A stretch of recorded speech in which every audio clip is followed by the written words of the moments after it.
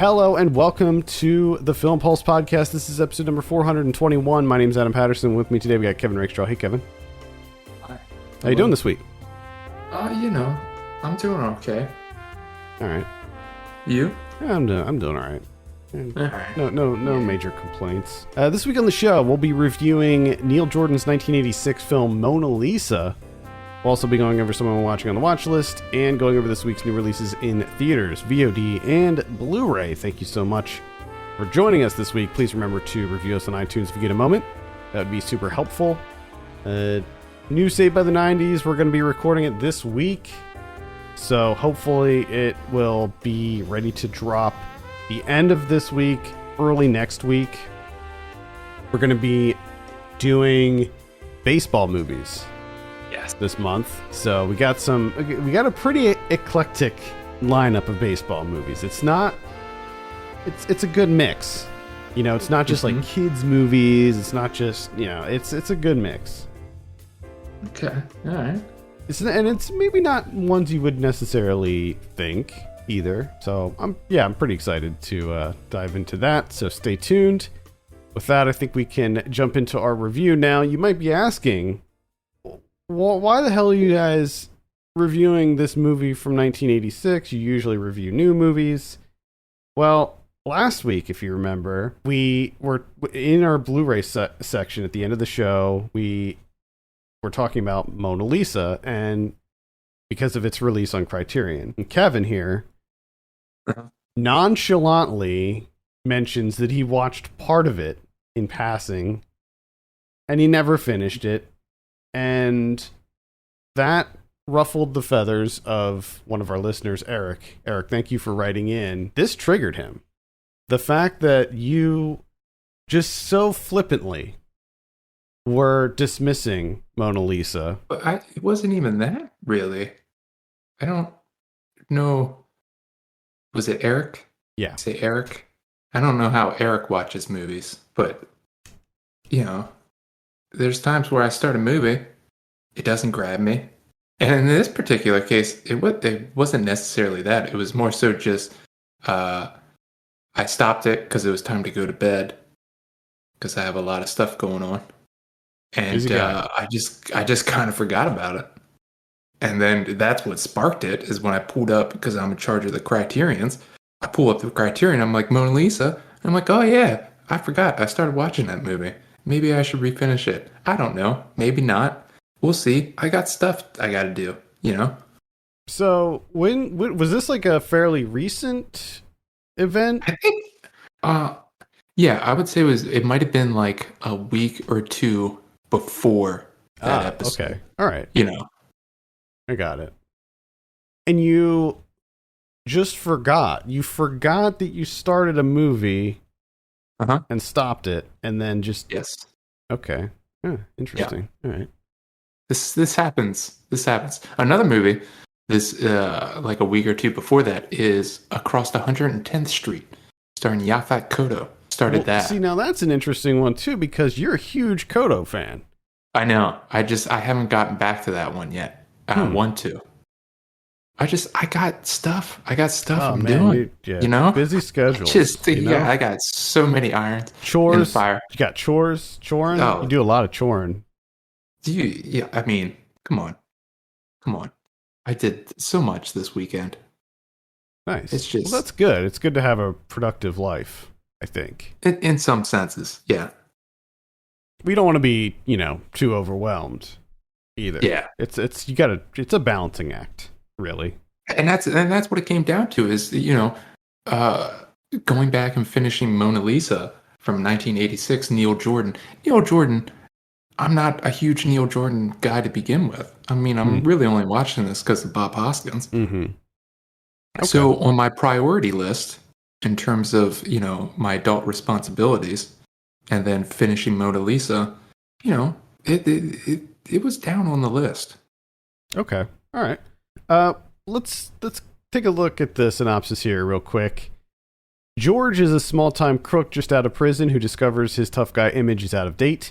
Reduced to working as a minder/driver for high-class call girl Simone, he has to agree when she asks him to find a young colleague from her King's Cross days. That's when George's troubles just start. So we'll start it with you, Kevin. But my first question is, are you glad that you finished it? I mean, yes and no. Oh, man. Yes and no. Sorry, Eric. Yes, in the sense that, it was a good movie. It was an enjoyable enough movie. No, in the sense that I think, although it is a good movie, there's some great performances here, some interesting ideas. If I never saw this in my lifetime, I don't think that, I'd be kicking myself in that sense. But also, it's a lot better than a lot of other movies that I've seen. Mm-hmm. So, it's just one of those that kind of it exists somewhere in the middle, of like, yeah, that was good. Yeah, I can agree with you on that, and I can definitely see that perspective. I'm pretty much right there with you. I liked this quite a bit. Didn't love it or anything like that. I think that to your comment on like if you didn't see it, it wouldn't be like you wouldn't be that big of a deal or anything. I somewhat disagree with you on that, in that I believe that this is a really great performance by Bob Hoskins, and I think that if you're a fan of Bob Hoskins, that this should be on your Hoskins watch list, because I think that it is one of his best. I could agree. I would agree with that. I think that if I'm looking at it from that standpoint, then yeah.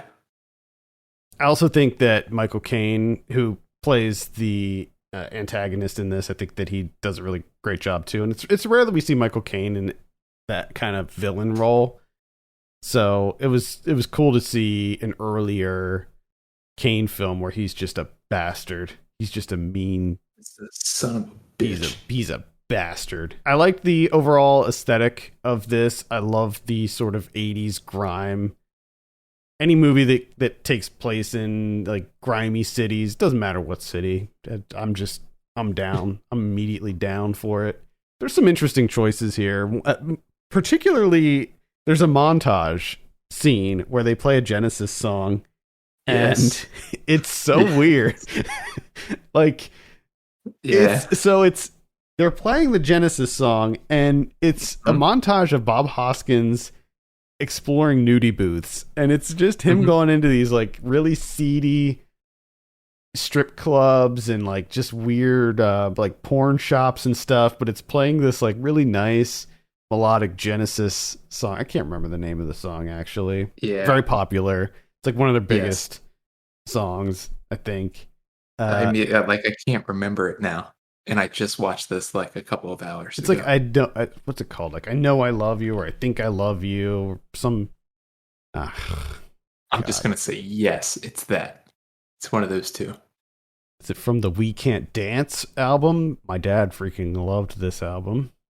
Oh yeah, your dad's a huge. My dad is a big Genesis fan. Yeah. Okay. Yeah, he's definitely into the Genesis. Interesting. Anyway, that was a really weird scene. I liked it, but man, the song didn't work within the context of what was happening on screen. But I thought I just thought that was kind of funny. Yeah, I thought it was an odd little detour. I also had some weird problems with Hoskins' character. Like, I kept trying to pin down who George was and like understand him, and just when I think that like, oh, I kind of get this guy, he does something that seems very uncharacteristic, and like especially at the end, like what he does with Simone, and I'm just like, wait a minute, like this guy's kind of a dick too. Yeah, and I think that's the really interesting thing for me. I really like the way that this character is fleshed out and everything that is happening around him and the way that he's reacting to it. That's what I really found interesting with this. Because this movie, in a sense, really reminded me a lot of...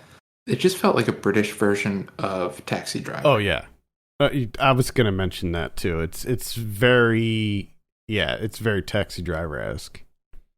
But there's a really interesting thing with Bob Hoskins' character being like, if I'm going to go this route, if I'm going to compare him to Bickle, is that he's in some ways far more delusional than Bickle is. And that's the thing that I find really, really interesting is that he gets so wrapped up in this, like he's got to save all these women, these working girls. He's got to save them. And I think that's the thing at the end is that he kind of snaps where like he's the savior. Like he's saving the women. He's fighting back against these guys. It's also kind of like this white savior trope too, because he's going after Anderson, which a surprise I did not know was Clark Peters. That was really interesting to find out. And I was kind of bummed that he wasn't featured more. So he's doing all these things that thinks, at the end, he should be rewarded for all of this effort. Mm-hmm. And that's where, like, his delusion overtakes him, where, like, he just kind of snaps and becomes essentially just like Anderson, just like Mortwell, but just, kind of a different twist on it. Right. Where, The like level of entitlement that he has, especially towards the end, where he's like, it's almost like he's this kind of weird incel type character where he he's he the deserves good this. guy. Like, I deserve this. Why don't you women go for good guys? God, he's just so good. Why can't you understand? Yeah. Yeah, it's a very interesting turn, and like where it goes at the end, just sort of doubling down on the whole Taxi Driver comparison, the level of like violence that gets ramped up at the end too, which is like very surprising because up until that point it's a pretty standard drama. Yeah. It's a headbutt here and there. Maybe someone gets punched in the face. Nothing gratuitous or anything. But then it something happens, and boy, people are getting killed. Oh yeah, and it's like exploding bullets. It seems like, Yeah. or just those two had like extremely high blood pressure, which it could track. It just like it was explosive. Yeah, it looked good though. It did. I mean, it was shocking. It was definitely shocking. Yeah, it looked good. I don't know. There's something about the Taxi Driver is the same thing where, like, there's some movies back then when they depicted like brutal, bloody violence, it just looked so much more grisly than. And I think it was just, again, it had to do with like the griminess, the graininess, the dirty, buildings and things like that. I think that it just adds to the realism of all of it. I loved all the different settings and stuff, and there's a really great scene too. There's this confrontation between Bob Hoskins and Michael Caine's characters when they're talking, but in the foreground there's these like dancers who are walking by the whole time. Really loved that scene too. I really thoroughly enjoyed the bit of giallo with the elevator. Oh yeah, the way that was shot, especially that from inside the elevator, the panic where they're kind of trapped, which is just, you've seen it in like every giallo movie. And Clark Peters running around with the, doing the fence thing. And but when the elevator comes back up and you're shooting it from the elevator across the hall, I thought was fantastic. Yeah, some really great camera work here.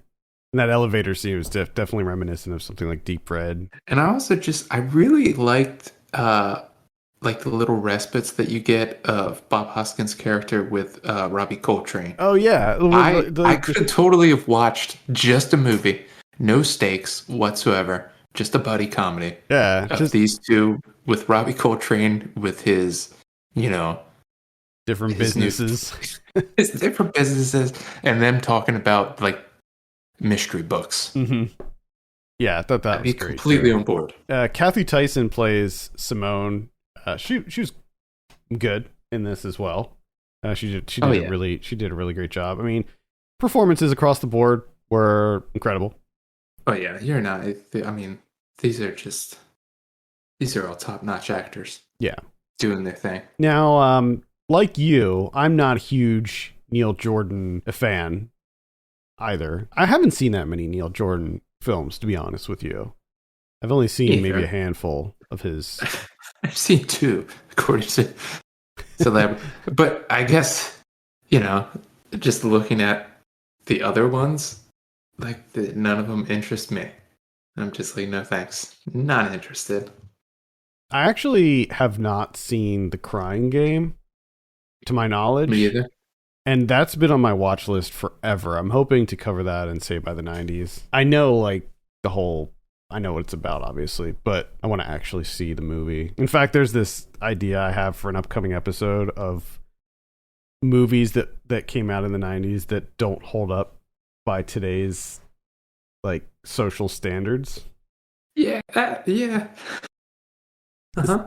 So that's a theme that I'm kind of working with. I want to compile movies that were acceptable, socially acceptable back then, but don't work now, because I think that it's and I know I'm getting off on a major tangent here, but I think that it's interesting that the 90s, that wasn't that long ago. I feel like things have changed so rapidly over the last few years.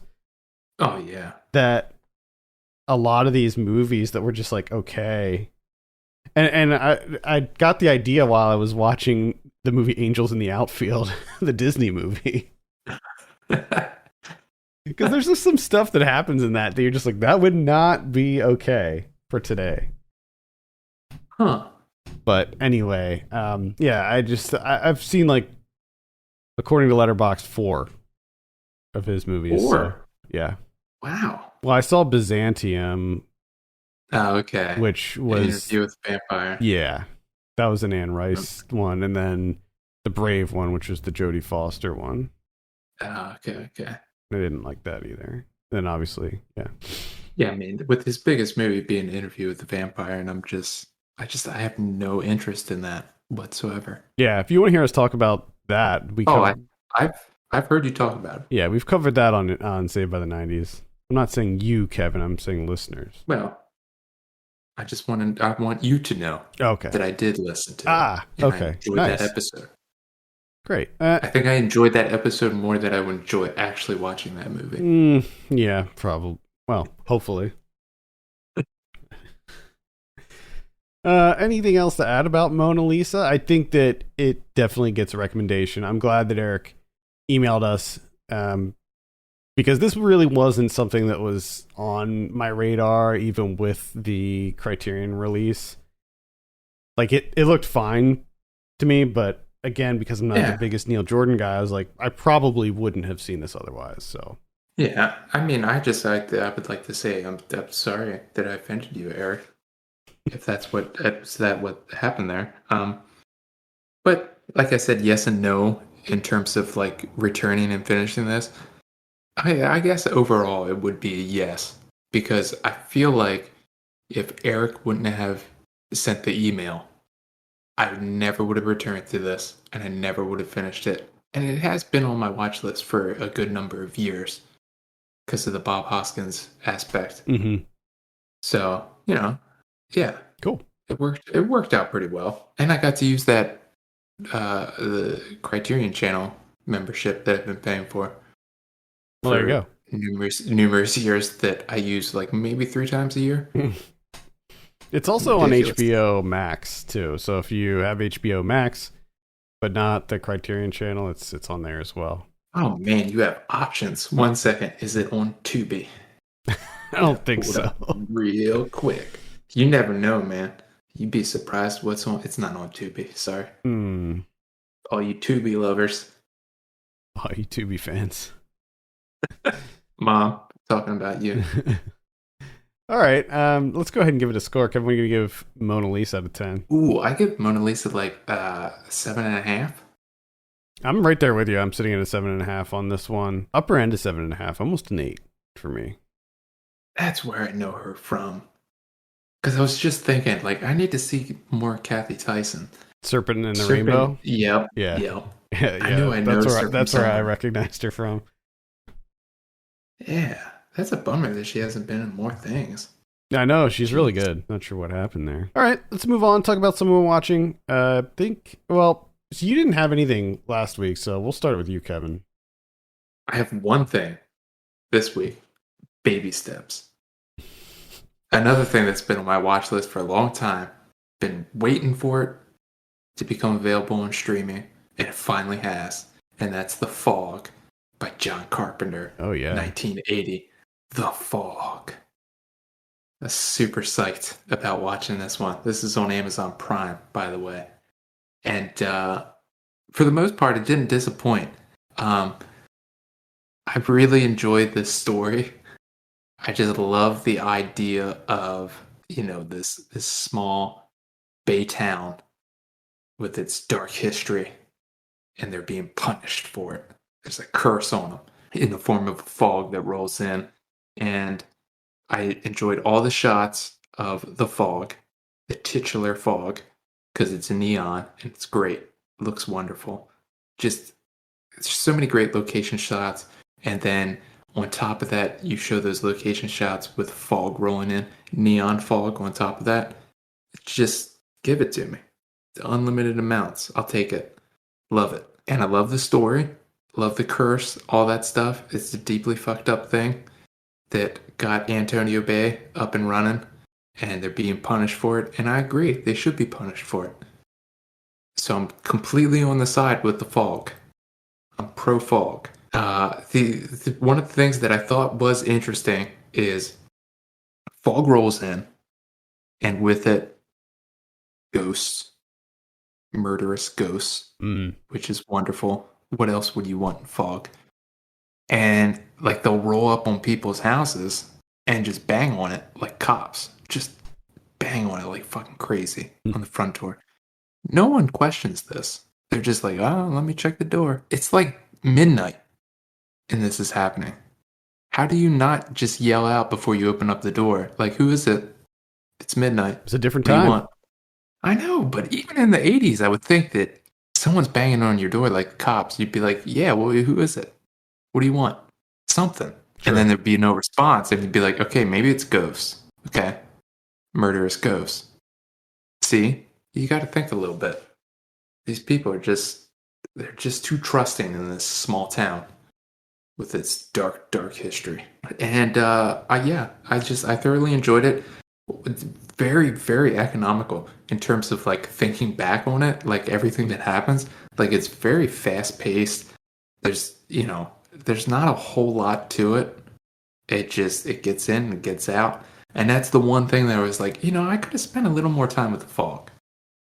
I think I could have used a little bit more. Okay.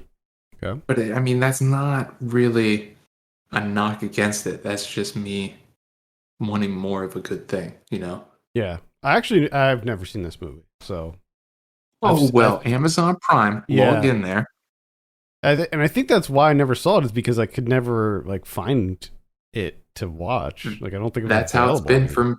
Yeah, that's how it's been for me for like the last 4 years, I think. Because I've seen almost all of Carpenter's stuff, but this one's like eluded me. All right, that's The Fog. Catch it on Amazon Prime. I'll probably watch that very soon. I saw Candyman. Finally caught up with Nia DaCosta's Candyman 2021. Yeah. I enjoyed it. It is a pretty solid horror movie. It does a good job of continuing the Candyman story. I think that it sort of honors the original. Now, this is actually more of a sequel than I expected. I purposefully did not look up anything about this movie. I wanted to go in as cold as possible. So I didn't really realize that it was pretty much just a sequel. Fortunately, I've seen the original Candyman enough times to like remember everything and the characters and stuff. Because actually they bring back characters from the original one. So that's actually... Okay. It's definitely... You don't have to have seen the original one, but it's definitely... I would advise it. Or if you saw it, refresh yourself with it. So you know the characters and stuff. One thing that I will say is I knew where this was going from very early on. Like it it kind of tips its hat a little bit too early. I wish that it kept things a little bit closer to the vest as far as like where it was going. And also there's like something that happens, like the main character, he gets stung by a bee early on in the movie, and it just gets worse and worse and worse. Like it gets infected and stuff, and it's just like, go to the fucking doctor, man. Like get that like when it starts to like crawl up when the infection starts to spread up your arm, you need to go to the fucking doctor. And it just, anytime that happens in movies, it just bothers the shit out of me. Like, clearly there's something horrible happening here. You need to go get that checked out. Kills are really good. I liked pretty much all of the kills and stuff, and it made me, I don't know, maybe I wanted it to be a little bit scarier. I found the original to be quite scary, but I think that could also be due to the fact that I was young when I saw it. Oh yeah, mean, but I also didn't watch the original Candyman until a couple of years ago because I was too afraid. I was just too afraid. It's a pretty scary movie, the original. I feel like this one, even though it does take place in the same area and in some like dilapidated buildings and stuff like that, I think that the griminess, the dirty aspect of the original one maybe made it a little bit more scary, but there's still some really great stuff in this. So I would recommend checking out Candyman. It is on VOD right now. I saw Royal Jelly. Oh no. So this, we talked about this, I think it was last week. Mm-hmm. And how it had like, it looked like it was kind of this Candyman, like trying to fight off the Candyman thing. Did we get an email about this one too? No, I didn't. The reason that I watched this is because supposedly this was shot in the city where I live currently. Oh, okay. Interesting. So I was like, you know what? I'll check it out. I'll see what's going on with this. I watch a lot of bad horror movies. This was just going to be another one. No big deal. It's atrocious. The thing is, like, you can't, even though it's shot around where I live, you can't tell. Like, it could have been shot anywhere. Like there's no indicator that it was shot around here. The whole movie takes place in what appears to be an abandoned, derelict house. Like the house, interesting, which is funny because it's like the whole premise is like that this woman lives in this house, and it's just like, oh, sorry, there's like, this is clearly like some kind of abandoned house that you guys just found and are. I mean, I hope that no one lives there. It was horrible. Like the whole place was so run down and disgusting that, anyway, the whole premise of this is that there's this high school girl who is getting bullied even by her stepsister, specifically her stepsister, and she meets up with this like substitute teacher who wears like, that she's cool because they introduce her and she's wearing sunglasses inside the school. What? Inside? Yeah, so she's like teaching the class, but she's wearing Ray-Bans. Oh shit. And man, that goes against all popular convention. So this teacher takes a liking to this girl and helps her like get back at these bullies, and in retaliation they bust up her beehive. See, this girl's like really into beekeeping, and she like freaks out, and then she ends up like moving in with this teacher for some reason, and they, I guess, they want her to like be the new like queen of their little hive. It's so bad. It's so, I can't, like, words can't even describe how bad this is. There's just so many aspects of it that are horrible. The special effects in this, if you want to call them that, are a complete joke. Like, they literally, there's like a scene where it turns out that they're like, they're sort of like vampires. Like, they have vampire teeth, but they're like, they look like the fucking vampire teeth that you get out of like a gumball machine. Like, you know what I'm talking about? Like the plastic ones. Oh yeah. That's what they look like. They don't, the teeth don't match the rest of the teeth. So like the color is like way off. So you have these like very bright white fangs and then like regular teeth surrounding them. And then with one of the characters, you could see like the little bar that held them in. It's just so bad. Ridiculous amounts of shaky cam in this movie. I don't know why it was there. I think that they were trying to make it look more like professional, like a real movie, but it didn't work at all. It was just awful. It was just like somebody was like nervously holding an iPhone is what it seemed like. Anyway, yeah, don't recommend this at all. Royal Jelly, it sucks. It's just awful. The last one I'll mention is Escape Room Tournament of Champions.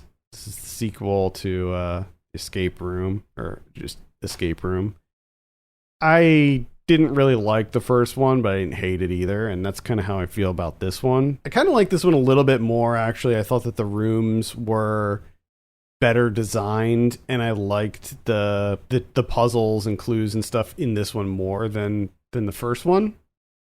And I also like the fact that, so in this one, the premise here is that it's 6 people who won previous escape room games.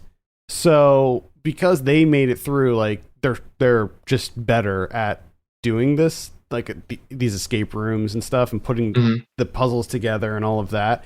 And it shows, like, all of them are incredibly smart, and they're very they're able to think critically and like very put these clues together and solve these puzzles in a efficient way. And I appreciated that. Like, they didn't make them dumb. But at the end of the day, like, the overall, like, overarching narrative is just dumb and silly. Like, all of the big story beats feel like an afterthought. And really the focus here is just to put people in these crazy elaborate escape rooms. And that's the fun part. Yeah. So, I don't know. If you enjoyed the first one, then yeah, I would say check this one out. But it's like a middle of the road for me. And that's all. All right, let's take a look at what we have in theaters this week. The only one is Dear Evan Hansen. Yeah. All right. Have you seen the trailer for this, or do you know anything about it? I know very little, but I just don't understand that this is a thing. I saw the trailer. I didn't know anything about it. I mean, I was living in New York when this was like all the rage on Broadway, and there was like ads for it everywhere, but I still didn't really know anything about it.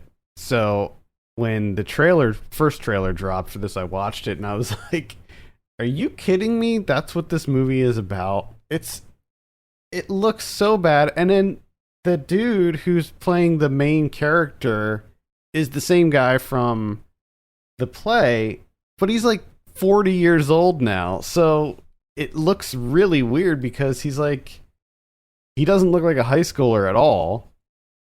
He's like, oh my God. It just, I don't know. Looks not but even me. That's kind of weird because you said this was huge when you lived in New York. Mm-hmm. But that wasn't too long ago. So even the guy in the Broadway play was an old dude too?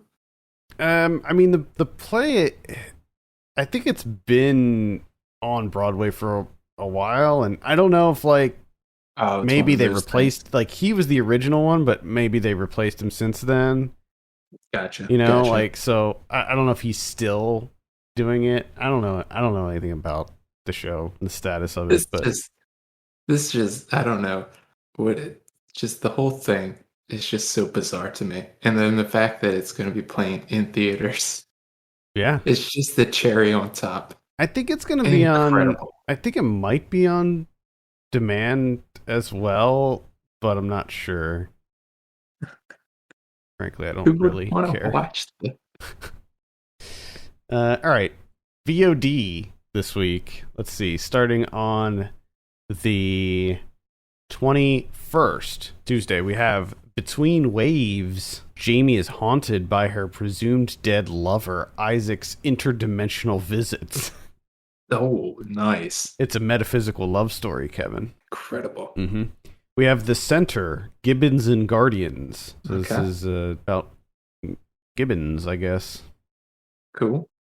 We have Godspeed Los Policos. That is a documentary, I believe. We have Tethered. Seems like maybe a horror movie. It's a sci-fi mystery. Oh, no. On the 22nd, we have Intrusion on Netflix. It's when a husband and wife move to a small town, a home invasion leaves the wife traumatized and suspicious that those around her might not be who they seem. Stars Frida Pinto, Logan Marshall Green. On the 24th, Friday, we have Birds of Paradise, and that's going to be on Amazon Prime. We have East of the Mountains, starring Tom Skerritt. We have Solitary. Looks like maybe a thriller. When Isaac wakes up inside a room with no memory of how he got there, he discovers he's a prisoner sent into space to form Earth's first colony on another planet. Wow. There we go. We have Chernobyl, 1986. We have that's not a documentary. Looks like a dramatization of the Chernobyl events. I mean, just watch the fantastic HBO series. Yeah, why? Well, I guess this is not needed. Capitalize. Yeah. We have Through the Glass Darkly. We have Man in the Field. Man in the Field profiles pioneering artist and chef Jim Denovan. Ah. So there you go. If you're a Jim Denovan fan, this is the doc for you. Time is up. Isn't. No. Time is up. This is a Bella Thorne vehicle. Vivian is a highly accomplished student with a passion for physics. Mm-hmm. I'm not sure if Bella Thorne can carry that role. I'm not sure. Who is Bella Thorne? I always hear that name.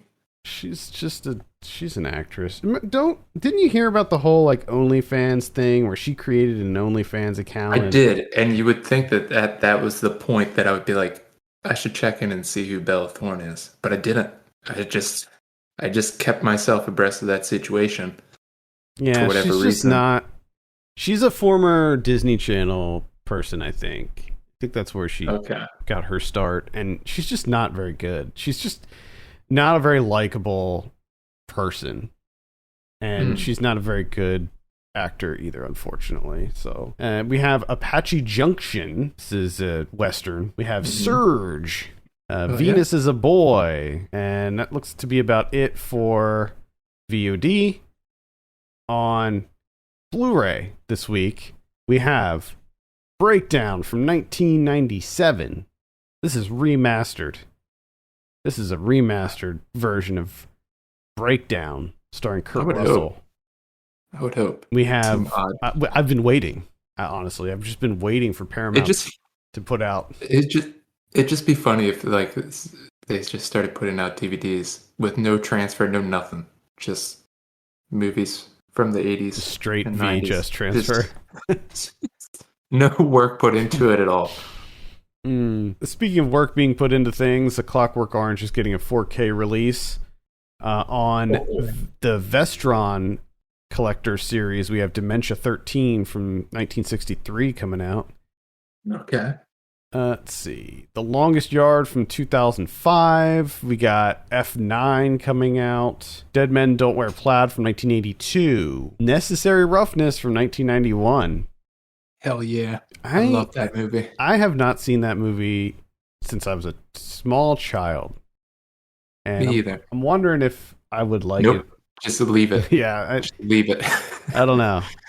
Might have to cover that on Saved by the 90s at some point. The Crocodile Dundee trilogy. Let's see. Unbreakable is getting a Steelbook 4K edition. Looks like more Ghibli stuff is coming out on Steelbook, including Porco Rosso and From Up on Poppy Hill. Arrow is releasing The Snake Girl and the Silver-Haired Witch from 1968. Let's see. Violation is coming out from last year. We got The Vigil. Cruella is coming out. Lady of the Manor that just released like a week ago is coming out. The Beast from 1975 is also getting an Arrow release. I'm gonna have to look at this one. What about Criterion's? Oh, we got two. First one's Johnny Toe, 2004 Throwdown. Johnny Toe. This is an interesting pick, I think, for Criterion. It is, yeah. Especially if you're going Johnny Toe to go. I never saw this. Yeah, I think this is when I kind of just got away from Johnny Toe for whatever reason. Yeah, I think that when we were into Johnny Toe, it was like his earlier. I mean, It was like this just missed the cutoff, I think. But yeah, you got that on Criterion, and then you got Love and Basketball from Gina Prince Bythewood from 2000. So two contemporary picks there for Criterion. Mm-hmm. I like it. I'm definitely gonna try to check out Throwdown because I like Johnny Toe a lot. I haven't seen that one. Cool. I hear you. All right. Well, I think that's going to do it for this week. Thank you so much for listening. You can send us your questions and topics to podcast@filmpulse.net. You can follow us on Twitter @filmpulsenet and @filmpulsekevin. And if you have a minute, consider reviewing us on iTunes. That would be extremely helpful. For Kevin Rakestraw, my name's Adam Patterson. We'll see you next week.